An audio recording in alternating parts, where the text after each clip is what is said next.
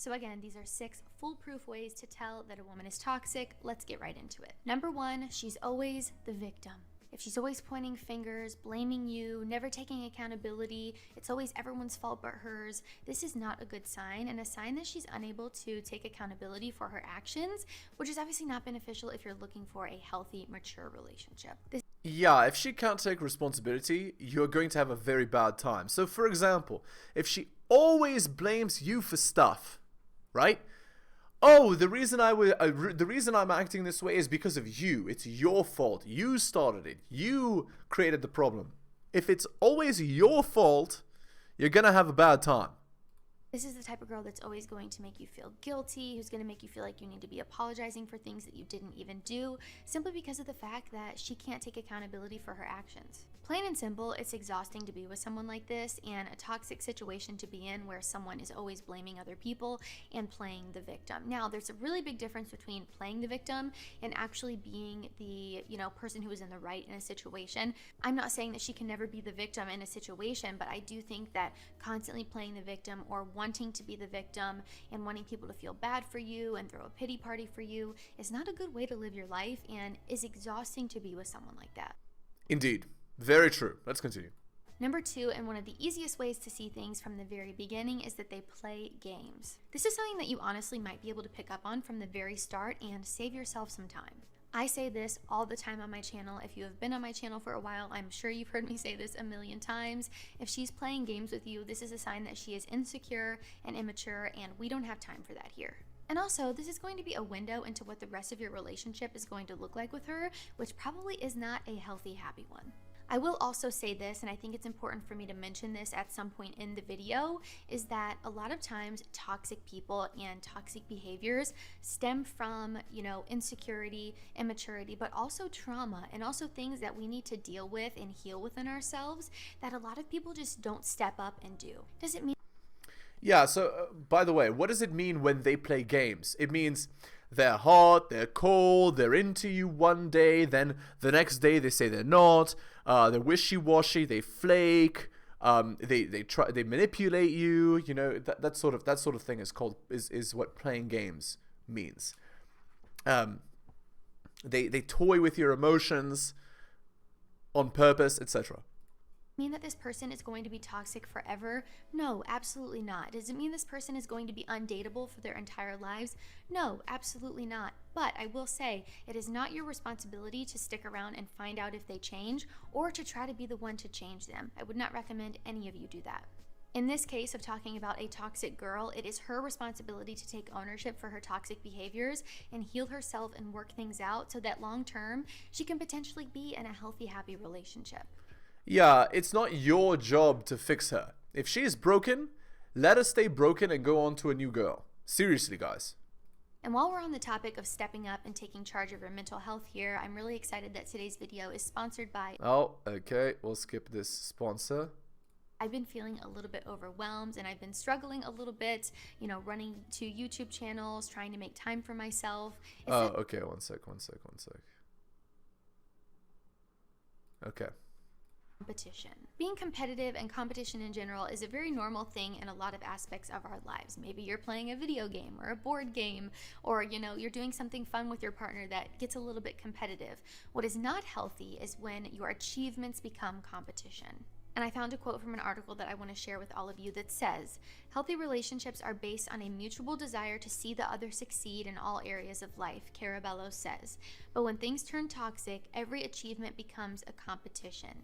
So maybe this looks like she doesn't encourage you, she doesn't support you, she gets upset when you get a promotion at work or when... Yeah, this would be the career women, right? Like, again, guys, if you're not choosing like these strong, independent boss babes, you probably won't have this problem. But yeah, strong, independent boss babes are like this, right? They get jealous when you do what a man is supposed to do, which is be successful at work, right? So yeah, obviously that's a hilarious thing. You're competing with her like she's a man. Like, obviously that's wrong, right? Obviously that's hilariously wrong. Something good happens in your life because she's only able to be happy for you if the same thing is happening to her. Maybe you just got an A on your exam, but she got a C, so she's upset and mad at you for the fact that you got an A. There are so many situations and scenarios where this can present itself. That's just a little example I wanted to share with you in case maybe you've been in something like that. But again, this can present itself in many areas of our life, whether it be with friendships or work or a promotion or getting a new job. I mean, it could be, again, an array of things, but when achievement becomes competition, she's not supportive, she's not encouraging, she's not happy for you, and she only cares about herself, this is a real issue. And that leads me into my next point here, number 4, which is excessive envy or jealousy. If envy is keeping your partner from being happy for your success, this is a big issue, and it's quite frankly toxic. Yeah, envy meaning she is jealous of what you have, or wants what you have, and dislikes that you have what you have. Again, this is very masculine, right? Like, she shouldn't be envious of you. In fact, she should be proud to be with you. So it's kind of backwards, the dynamic that's supposed to happen here. When we're talking about jealousy here, jealousy is a natural human emotion, but when it leads to constantly mistrusting your partner, snooping through their phone, or crossing boundaries, this isn't a good thing. And being jealous and envious isn't cute. And I know it might seem okay in the beginning, or people say, you know, it's healthy to have a little bit of envy or jealousy in your relationships. But again, when it gets to this excessive point, or a point where, you know, you're crossing boundaries and you can't trust each other. Now, if you've given someone a reason not to trust you, that's a totally different story. That's not what I'm talking about here. But say, for instance, you bring up a story, you're telling her something, and there's a girl that you mention in it. And the second that you mention the girl, she absolutely freaks out, even though you've done nothing wrong. Yeah, what that means is that she's cheated in the past, right? That's the implication there, right? Or she mistrusts your intentions, right? Of bringing that up. It's looking for a reason to be upset, right? Which is another red flag, right? Oh, by the way, I had one of the viewers. He wanted me to talk about temper, right? Which I don't know if Courtney's gonna get to, but so temper is very important to look at in relationships. So here's the problem. If you're in a relationship with a girl, who is the one that should be getting angry? You or her? If anything, the man should be getting angry. Because, again, it's a masculine quality. Again, women tend to find more angry men more attractive. I don't know if you've noticed that. When men get angry, actually, it's actually attractive to women, which is very funny. But anyway, if she's getting angry, the implication is she's masculine, right? And anger is what's it called? What it would imply if she has like explosions of rage or fits of rage. First of all, it implies she has low emotional regulation. She's not able to control herself, right? She is not able to be cooperative or submissive. She has to get her point across, and it doesn't matter how she delivers it. She's going to deliver it, which again is masculine. But also what it implies is in her previous relationships, she was with an angry guy and she took his demeanor. She's acting like a man, right? Whenever she hears something she doesn't like, she explodes in rage. It's not a thing that girls do. Girls, when they get mad, they cry or get sad. They don't get mad. Getting mad is masculine. So again, it implies the girl is very masculine to be exploding in rage at you. It's not normal, guys. It's actually a huge red flag. And there's more. What if it goes one step further than explosive rage and goes into physical A-word? It's something to worry about, because in 2023 in the West, she can hit you all she wants and you get the consequences, not her, right? So if she's exploding in rage, the next step past that is throwing hands. Do you really want to be in a relationship with a girl where that might happen? That's what I'm saying. That's Exhibit A. And again here, if something positive is happening in your life, you would think that your partner would be encouraging and supportive. But if envy is keeping them from being supportive or encouraging of you, this is toxic. Number 5 is that she's controlling. And again, my last 2 points that I made have led me to this point, and they're all kind of entwined within each other, because often if, she's controlling, she also might be envious or jealous. Does she make you sit on the couch when you get home from work so that she can come and take your shoes off for you, but one day you decide to take your own shoes off and she has a frantic meltdown? If you watch the Johnny Depp trial, you probably know exactly what I'm referring to here, but regardless of if you watch that or not, generally speaking here, controlling behavior is toxic. Being controlling of your partner is not healthy, point blank, period. Does she control who you hang out with, who you talk to, what you do on a daily basis, how you take your shoes off, if you take your shoes off? I know that's a crazy example, but this is just proof that it happens. Yeah, so this sort of behavior starts off small and then escalates, right? So at first it's, why do you hang out with this guy? And then it goes, more and more into her trying to monopolize your time and attention. What's the point? Why do women do this? Well, they do this because they want all your attention, resources, and stuff for themselves. And why would that be useful? Well, it would be useful because she then gets the maximum amount of resources from you. Okay, let's read one of these chapters by Rollo Tomasi. It's called Letting Go of Invisible Friends. So this is from The Rational Male, written by Rollo Tomasi. Long-distance relationships are not relationships. I'm sorry to break this to you, but there is no such thing as a long-distance relationship. That's correct. You have no relationship. A long-distance relationship does not meet the criteria necessary for it to be considered a legitimate relationship. There's no reciprocity of anything more than words passing over a phone line or instant messaging text. Understand me here. You have no relationship. You have self-assumed accountability, self-assumed liability, and internalized responsibilities to be loyal to this person. This idealization is in your head. You're entertaining a commitment to fidelity with an idealization, and ignoring whatever you want outside of your long-distance relationship will regularly tell you is insanity. Long-distance relationships are one of the more insidious forms of oneitis. Long-distance relationships are the most easily identifiable form of oneitis, and it would be laughable if it weren't so damaging to a guy's life maturation. The long-distance relationship man generally sacrifices years of his life in this pitiable effort to pursue his soulmate across the planet or even 100 miles away. The very thought of refuting that idea that a long-distance relationship can work is equitable to denying his belief that his fantasized, oneitis-fueled idealization that he swallowed for the better part of his life. It's easy to criticize a long-distance relationship in terms of questioning either party's earnestness and fidelity in entertaining a long-distance relationship. This is usually the tack that most people giving advice on long-distance relationships will follow. One or both parties are or will cheat on the other over the course of time. It's true, but long-distance relationships are far more telling of a mentality that results in much more damaging consequences as a result of deeply conditioned self-expectations and fears. I can't begin to list the number of otherwise intelligent and ambitious men I've known who've drastically altered the course of their lives to follow their one.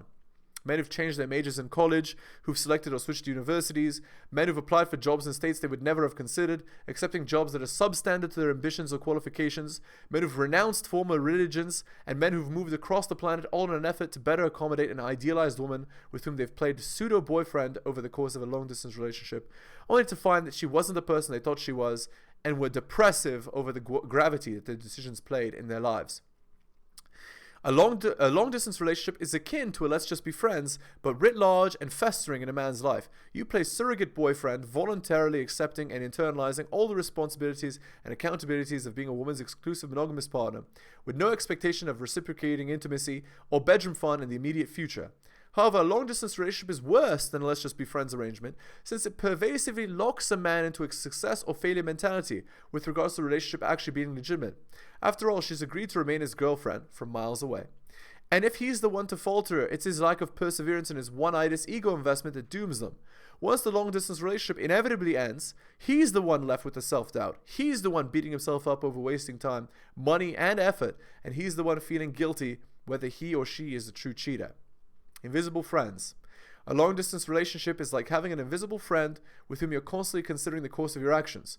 Consider the personal, romantic, familial, educational, career, personal maturity, and growth opportunities that you've limited yourself from or never had a chance to experience because of this invisible friend. When you finally divorce yourself from this invisible friend, will it have all been worth it? Guys cling to long-distance relationships because they've yet to learn that rejection is better than regret. AFCs will nurse along a long-distance relationship for years because it seems the better option when compared with actually going out and meeting new women who represent a potential for real rejection. They think it's better to stick with the sure thing, but it's the long-term regret that's the inevitable result of a long-distance relationship that's life-damaging. Nothing reeks of desperation or verifies a lack of confidence more than a guy who self-righteously proclaims he's in a long-distance relationship. Women who see you coming a mile off because you're a guy without options, clinging to his one previously realized option. In fact, the only reason a man entertains a long-distance relationship is due to a lack of options. If you had more plates spinning, a long-distance relationship would never look like a good idea. And finally, it's not uncommon to see the not in my case defense offered about how you actually do see your invisible friend once every 4 or 6 months. To this I'll say again, what opportunities are you censoring yourself from experiencing by playing virtual, long-distance house with a woman you only see this often? Do you honestly think you're the exception to the rule? The truth is you're molding your lifestyle around what you hope your relationship will be in the future. That's no way to live. Okay, back to this video. Of course, setting boundaries within your relationship is really important, but setting boundaries and being controlling are two very different things. And my last point here is money. Does she try to get you to buy a Birkin even though you just met her? If so, she's probably Indeed. toxic. Oh, Does yeah. she only talk to you when you're buying her something or taking her out? Remember here, what you allow is what will continue. Yeah, that sort of behavior is absolutely ridiculous. That's like you're a John to her. She's just using you. That's nuts to me, guys. I would never accept that. That's crazy. I really want to highlight here that it's toxic to spend tons of money to impress a woman, True. but it's also toxic when a woman is only using you for your money. If she makes True. you pay her in order to send her a text message, again, if she's asking for a Birkin on the first date, Of course. if she's asking you to fly her out and take her shopping and that's the only way she'll talk to you, probably a sign that this girl doesn't have your best interests in mind. That's for and sure. only wants to see what's in your wallet. Yeah. And if you're in a relationship or married, the same kind of money rule applies here, but it might just look a little bit different. Have you agreed on a budget and she goes behind your back to buy things anyway? Does she cross the boundaries that you've agreed on when it comes to finances? These are conversations that you need to be having, and in order to have a healthy, happy relationship, you have to make sure that you guys are both, respecting each other's boundaries and not consistently crossing them, or that leads to toxic behavior like this. All right, guys, True. so to wrap it up here, again, I think a lot of times toxic behaviors... Okay. She didn't talk about okay. You know what? Let's continue with this for a few Welcome to minutes. So it's just going to be signs of a wife with narcissistic traits. Let me just skip to past the. We're gonna skip to past the intro. Observable by the husband. So first I'll take a quick look at narcissism and then get right into the 10 characteristics here. So what is narcissism?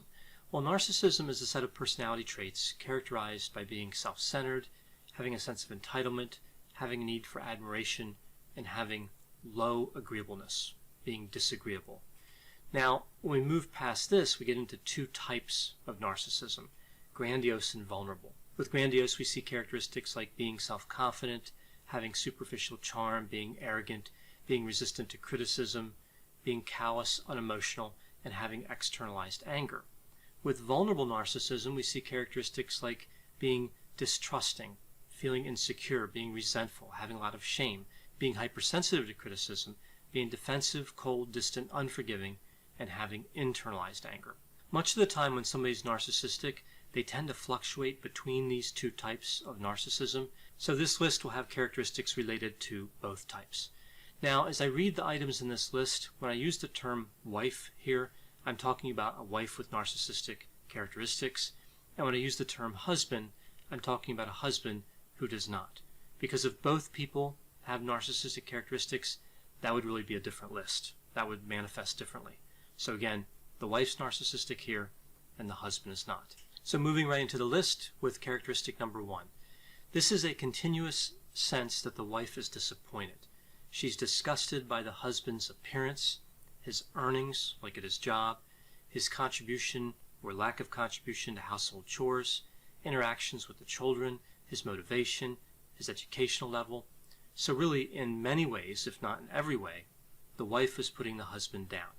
And this really fits into this narrative that the wife puts forth, that she's a victim of a bad marriage. Right. So he's never good enough. That's the idea. A bad husband. At the same time, the wife would be highly responsive if another woman is interested in the husband, right? Which seems inconsistent with this continuous sense of being disappointed. Number two, the wife tends to take sides against the husband by default. So she assumes the worst of the husband. She has a lot of distrust for him. So an example here would be something like if there's some sort of home improvement that the couple wants to do, like remodeling a room, putting down a floor, repainting, replacing light fixtures. Now, some people are good at this, and some people aren't. But no matter what the skill level is, the wife is going to be skeptical about the quality of work that the husband can deliver. Maybe even to the point where she hires somebody after the job is done to do it right, to come back and fix everything that she thinks the husband did wrong. Now, the point of this isn't really to fix anything. It's to embarrass the husband and not give him any credit for being proficient at anything.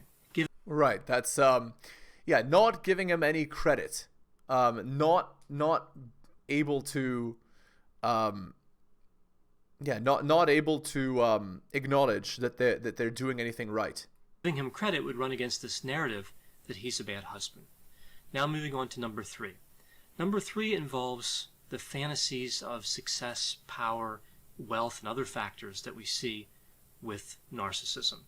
So this is kind of an unusual characteristic of narcissism.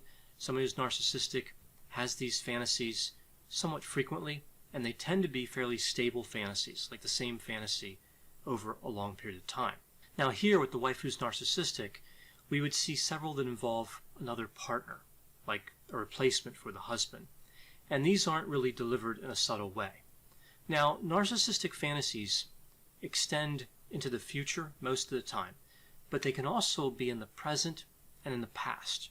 This is one of those kind of unusual angles that we see here with these fantasies.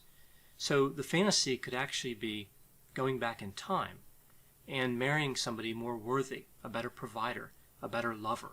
Fantasies are often about undoing something that somebody regrets, and we often see that reflected in the phrases that are used. Phrases like, I never should have settled. I should have listened to my family members, who I guess would have said not to marry the husband. I should have trusted my instincts. Now, of course, as I mentioned, many girls in 2023 have this. They many girls.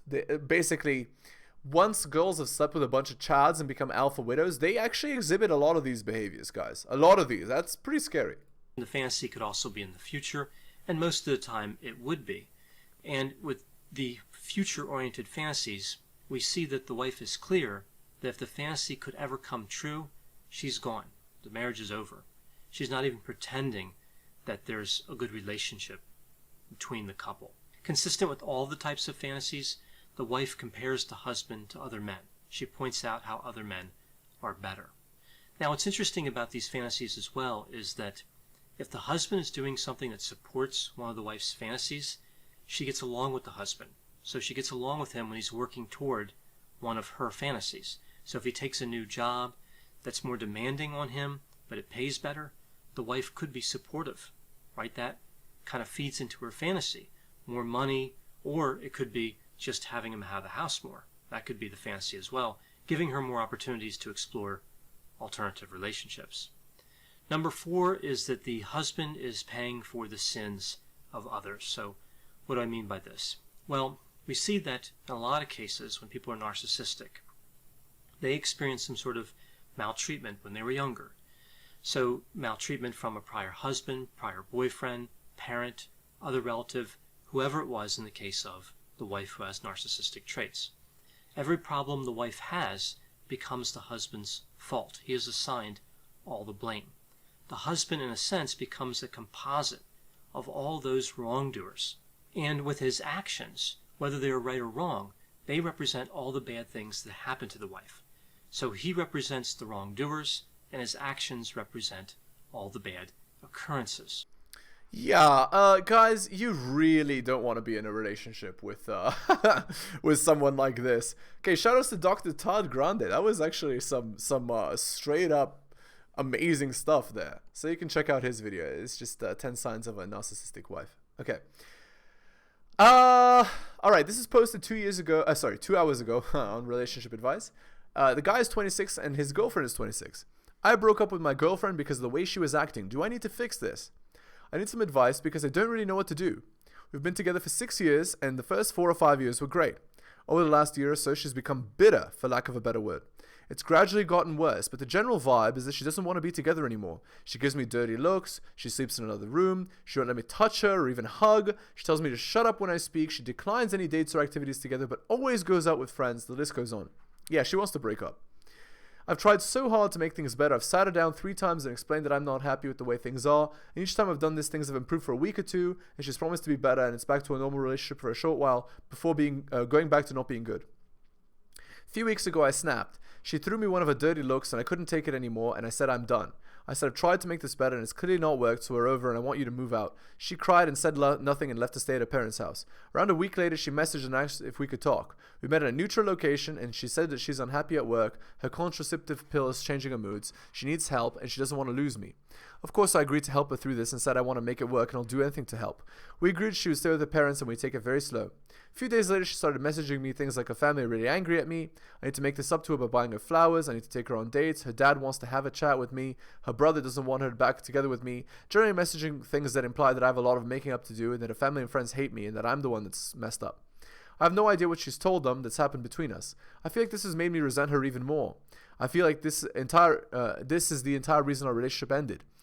And it was because of the way she was acting around me. It's honestly made me not want to make things right with her or even step up or give it to the relationship. Okay, let's look at the top comment. If everything she says is correct, then it'd be best for her to stay single and figure her crap out. I'll give you a hint. You have no obligation to be in a relationship with anyone if you don't want to. It's that simple. Especially when there are no kids involved. If you don't want to be with her, you don't have to be and you don't have to have a justification. There's no universal limit of terrible behavior in order to break up. You can set your own limits. Even if she's depressed or you have done things wrong, it still does not obligate you to be in the relationship if you don't want to. Run, stop torturing yourself. Yeah, that's it. Okay, guys, we're going to end the video there. Again, you can subscribe and hit the like button. Thank you. Go to my Patreon and subscribe. Patreon.com/theheliosblog. Again, it's patreon.com/theheliosblog. Drop me a donation like Hunter M, Adrian R, or Tom M. Shout outs to them. Link is in the description. Thank you so much for watching the video to the end. Take care of yourselves, and I'll see you next time.